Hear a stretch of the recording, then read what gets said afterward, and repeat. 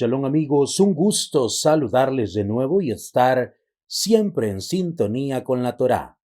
Le damos las gracias al Boré Olam porque nos permite una oportunidad más para seguir creciendo espiritualmente y mejorar la calidad de vida de cada uno de nosotros. Recuerda, cada día ha sido hecho especialmente para ti. Aprovéchalo. Comenzamos. Rabbi Shimon ben Yochai aseguró que por su intermedio la Torá no sería olvidada por el pueblo de Israel, como enseñan nuestros sabios en Shabbat 138b. Cuando nuestros rabinos entraron en la yeshiva de Yavne, dijeron: un día la Torá será olvidada por los judíos. Rabbi Shimon ben Yochai, Rabbi Shimon, el hijo de Yochai, Rashbi o Bar Yochai, alrededor del 120 de la era común, fue uno de los principales discípulos de Rabbi Akiva y uno de los más distinguidos Tanaim, sabios del período de la Mishnah. Es autor del Santo Zohar, compilado por sus seguidores, y del Sifri, un midrash sobre los libros de Números y Deuteronomios. El Ari comenta que de todos los discípulos de Rabbi Akiva, Rashbi fue el que estuvo más íntimamente identificado con él. Esto es lo que le permitió a Rabbi Shimon, más que a ningún otro, comprender y revelar los profundos misterios de la Torá y de la Kabbalah. Sha'ar HaGilgulim 26, página 71. El Talmud relata que el Rabí Akiva tenía 24,000 discípulos, todos grandes sabios.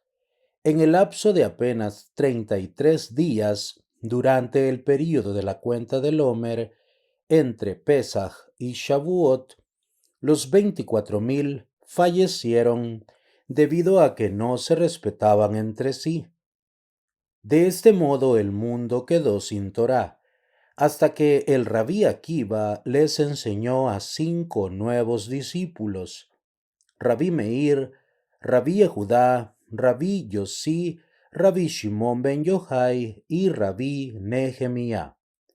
A través de estos grandes sadiquín, que más tarde fueron los sabios de la Mishnah, toda la Torá le fue devuelta al pueblo judío. Yevamot 62b y Sanedrín 86a. El Rabí Natán explica que aquello que faltaba debido a la carencia de amistad y de unidad entre los 24,000 discípulos de Rabí Akiva se encontraba en el Rabí Shimon ben Yochai y sus discípulos. El Zohar alaba continuamente la unidad del grupo y deja en claro que fue el amor entre ellos lo que le permitió al Rabí Shimon revelar las enseñanzas más esotéricas de la Torá oculta. En este sentido, agrega el Rabí Natán, Rashbi y sus discípulos fueron una rectificación para aquellos que habían fallecido. Likutei Halachot Rosh Chodesh 6. La yeshiva en Yavne, cuando existía el templo, el Sanedrín, la corte suprema rabínica, sesionaba en una sala propia adyacente. Antes incluso de la destrucción del templo en el año 68 de la era común, la opresión romana forzó al Sanedrín a comenzar una serie de 10 exilios bajo la dirección del presidente del Sanedrín, Rosh Hashanah 31a. Yavne fue 2 veces asiento del Sanedrín. La primera durante la vida del rabí Yohanan ben Zakkai. Luego de su fallecimiento, el Sanedrín se mudó a Ushá, donde fue presidido por el Rabban Gamliel 10 años después, y aún bajo la égida de Rabban Gamliel, el Sanedrín retornó a Yavne.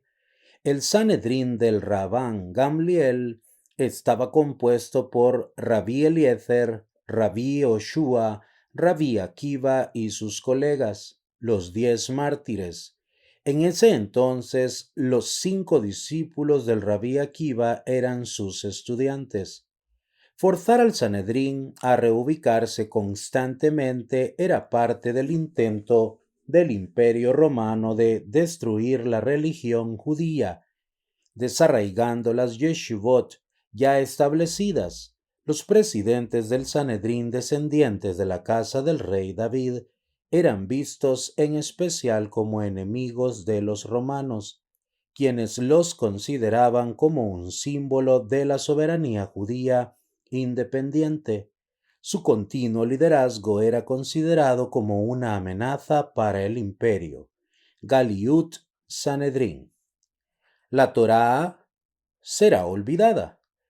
Luego de la destrucción del templo, los romanos emitieron severos decretos en contra de los judíos, incluyendo la prohibición del estudio de la Torá, de la observancia del Shabbat, de la pureza familiar y de la circuncisión.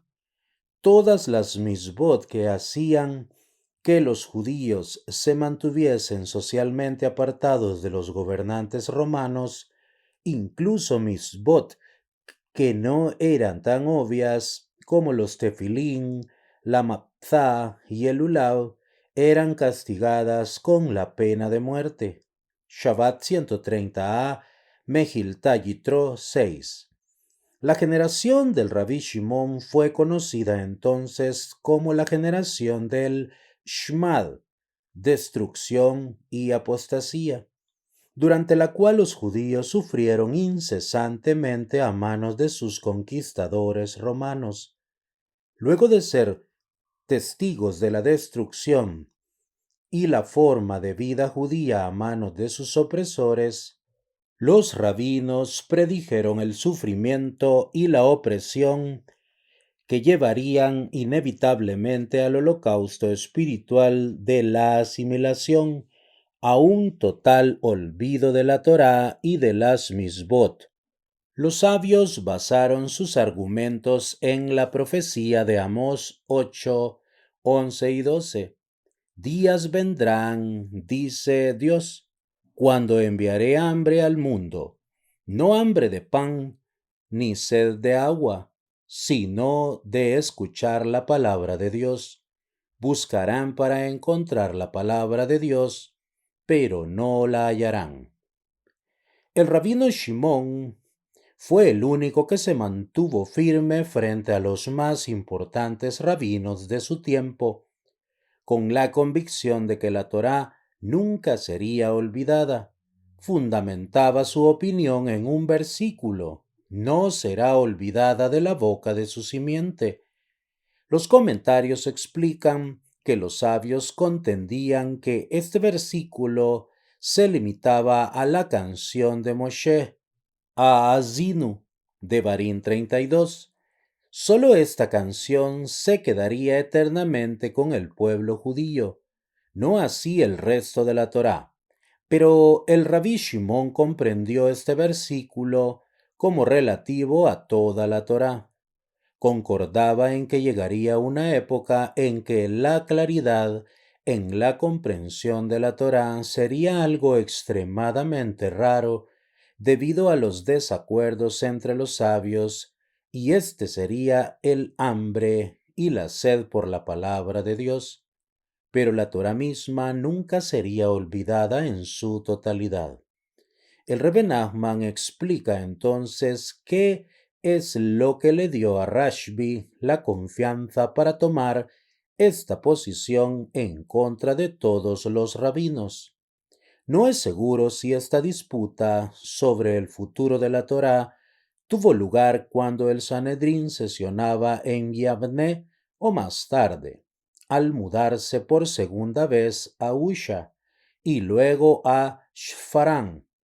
Lógicamente, lo más probable es que esto sucediera cuando el Sanedrín sesionaba en Shfarán, pues para ese entonces el Rabí Shimón ya era reconocido universalmente como uno de los líderes judíos más importantes, que hasta los romanos perseguían para asesinarlo. Shabbat 33b. Pero en Yavne, el rabí Shimón era solo uno de los jóvenes discípulos del rabí Akiva, si bien uno de los más formidables, Berajot 28a.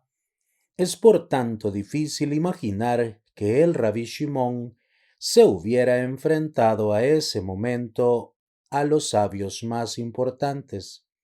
Sin embargo, si ese fue el caso, esto hace que la afirmación de Rashbi sea mucho más poderosa. Tan seguro estaba de su interpretación del versículo que incluso en ese momento estaba dispuesto a enfrentar el punto de vista predominante. El libro del Zohar. Esto figura en el Rayam Mehenna, el nombre dado a las secciones del Zohar reveladas y estudiadas en la Yeshiva celestial de Moshe Rabbeinu. Fue revelada por el profeta Eliyahu durante un debate sobre las leyes de la Sotá, la mujer sospechosa de inmoralidad, cuyo reclamo de inocencia puede ser verificado mediante la prueba de las aguas amargas. Bamidbar 5, 11 al 31. El profeta asemeja a los judíos en el exilio a la sotá, siendo probados por las amarguras del exilio para determinar si se han mantenido fieles a Dios. También atribuye las pruebas y tribulaciones del pueblo judío a la influencia del árbol del conocimiento del bien y del mal, como resultado de la cual los judíos se asimilaron a la multitud mezclada, quedando así como una mezcla de bien y de mal, de dulzura y de amargura, aquellos que sobrevivan el exilio con la fe intacta en Dios, es decir, aceptándolo como un medio de purificación, se unirán a Él. Por el contrario, aquellos que fallen serán los que, habiendo probado las aguas amargas del exilio, se alejaron más aún de la fe. Sus almas se perderán y no volverán a la tierra santa junto con el retorno de los exiliados.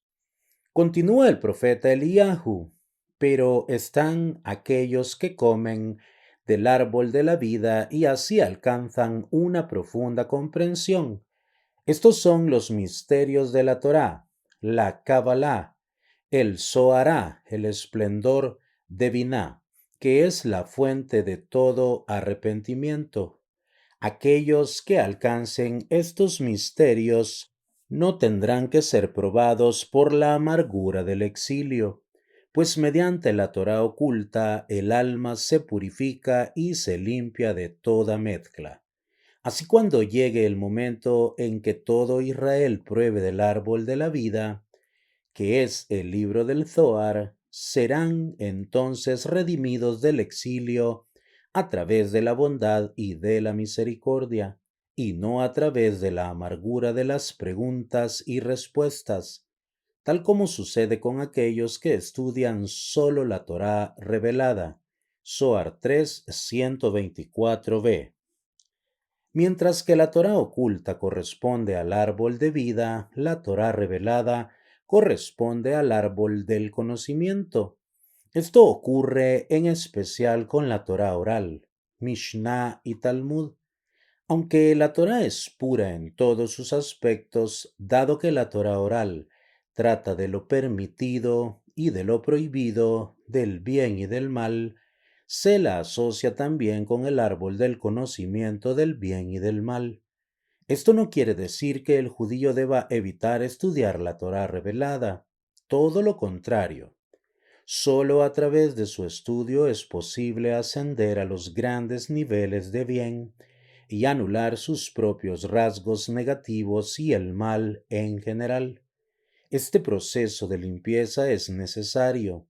Abre el camino a niveles más elevados de Torá y de la Torá oculta, que contienen los misterios de la Kabbalah.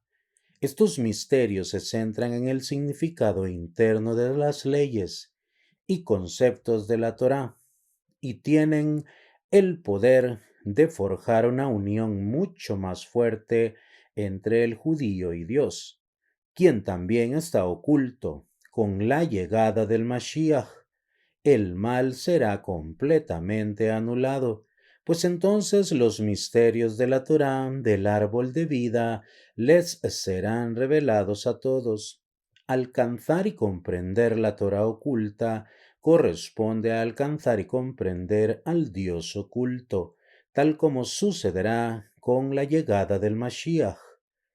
Esta revelación de Dios pondrá al descubierto, por definición, todo lo falso y el mal. La Torá oculta es así el medio para anular por completo el mal. Este poder oculto de la Torá, proveniente de los niveles más elevados, fue alcanzado por el Rabí Shimon, y algo más importante aún, fue el que transmitió a las futuras generaciones sus enseñanzas y sus revelaciones, que le permiten a los judíos buscar a Dios y encontrarlo incluso en los lugares más ocultos.